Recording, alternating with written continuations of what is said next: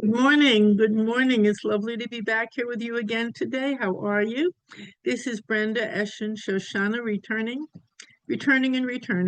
for another little talk on simple solutions in a complex world. And I'm thinking maybe we should change it to simple invitations. It's an invitation rather than a solution, because when I say solution, it gives the flavor that everything is a problem, and it isn't. It's an invitation to grow, to learn, to live more fully, to experience life differently. That's what this is, an invitation to really to becoming fully alive, to tasting and tapping all the wonderful possibilities that life has for us, not to live encased and frozen or frightened or a limited life. Even if we become physically more limited, we can't do this or that or can't go here or there, our life can expand enormously, because the real life comes from inside us and how we look at what's going on and how we respond to ourselves, to other people, and to the many, many gifts that life has waiting for us. And really, what I wanted to talk about today was something very interesting.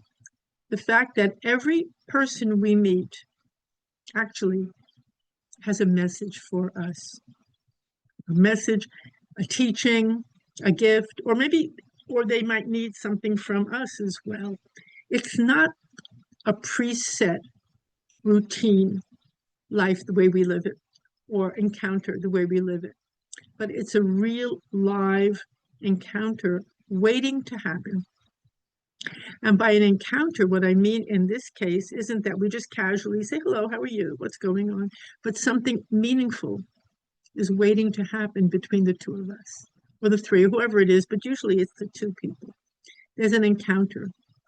There's a blessing or a gift or a possibility waiting to happen.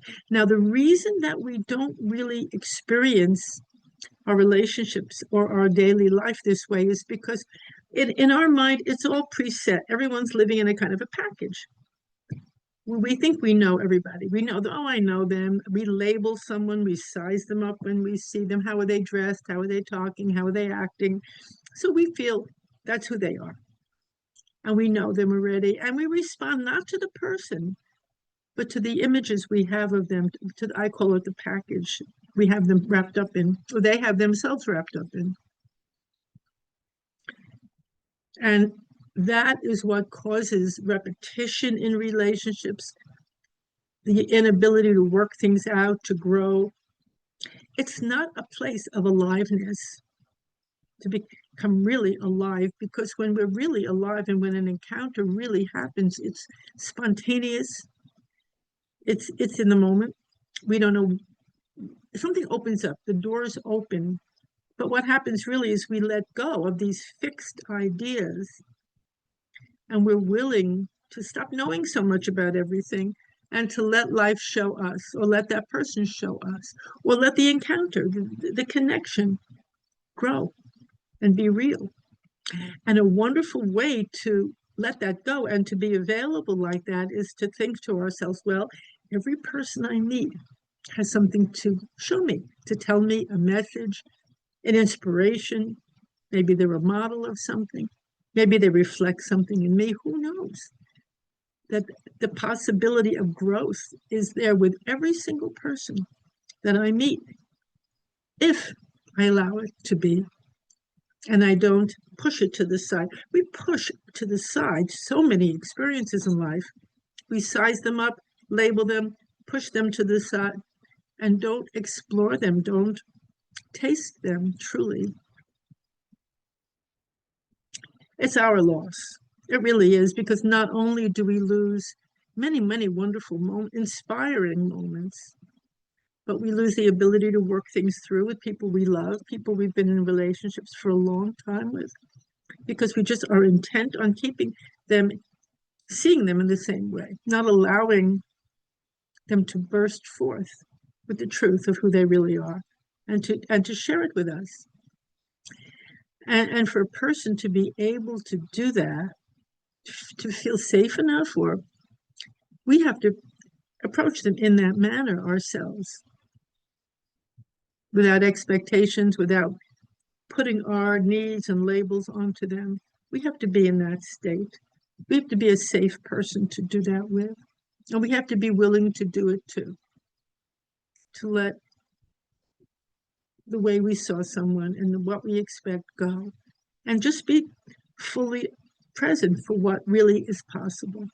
And it's almost an invitation to them. I'd like to know you. I'm not going to hurt you. I'm not going to judge. You know, when we put labels on people and put them in packages, that hurts on a very different level. It says it confines them. This is all I want to hear. This is all I want to say. This is all I want to know. Some people call it we have to set boundaries. Of course, at certain, there are boundaries in certain situations that are absolutely necessary. However, we also have to be available to take those boundaries down, because they create a very cut and dry world, very cut and dry relationships, and a way of being that excludes so much of life, so much. I'll tell you a little experience I had this week that just popped up out of nowhere, and it reminded me of all of this. I got a phone call, and on the other end was an old man, and he was having trouble talking. His voice was kind of scraggly, and he was a little confused. And he said, "Oh, I'm so sorry. I dialed the wrong number. I didn't mean to bother you." And I was just struck by the sound of his voice. I said, "You didn't bother me at all. It happens." And somehow we began. I said, "How are you doing?" And he was shocked. I could feel it. And we spoke just a few words, not much. And I wasn't seeing him as an old man, and all of that was somehow gone.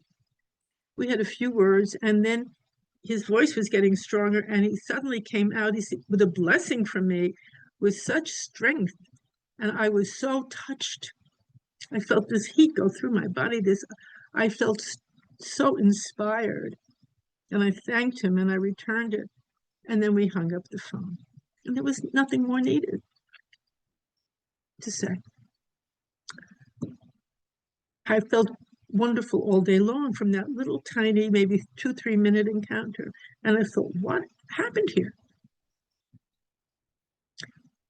What happened here was that I heard underneath his voice when he called something else.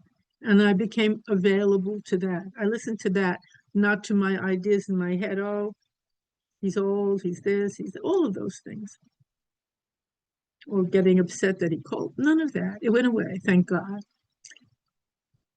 And we had such a beautiful moment. And then it was gone. It was over. It was enough.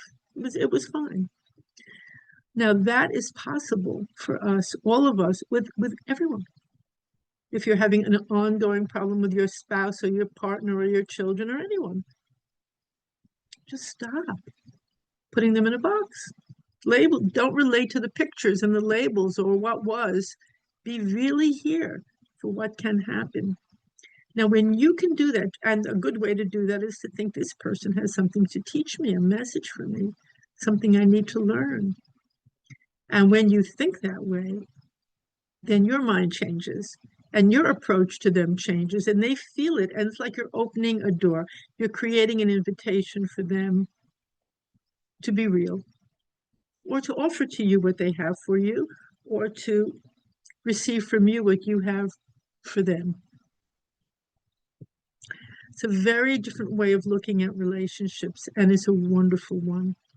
It allows everybody to tap into their deepest self, to be alive, to be new, to be real, to have an authentic connection, to be real.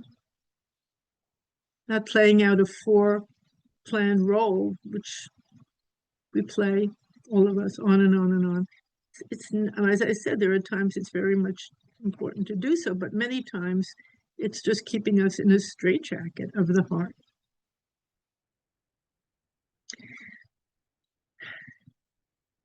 And it causes us to live a life of, we look at others with suspicion, with fear, Where do they fit? What should they do? What shouldn't? All of that. And that's very bad for us. We lose a lot living that way.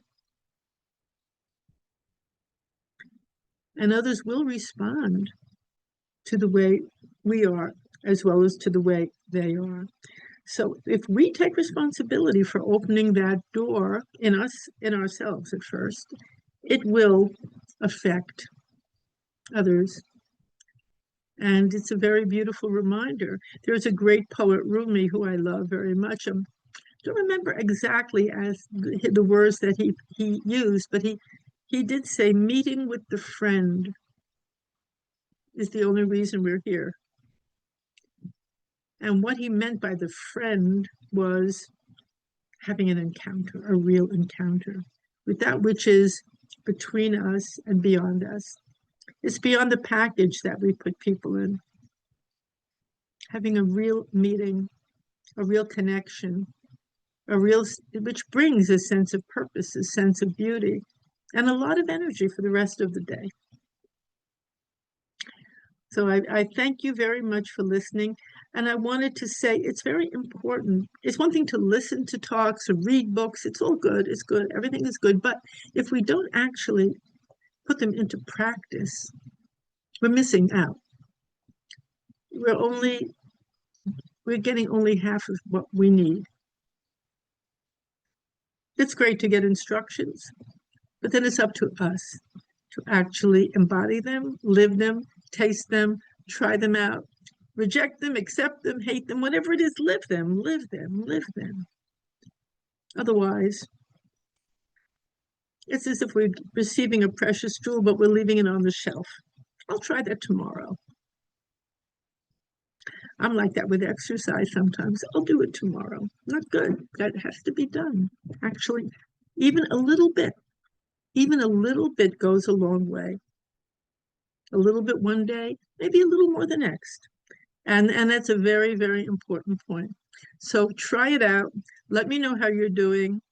And all of you have a beautiful, beautiful day. Thank you for listening.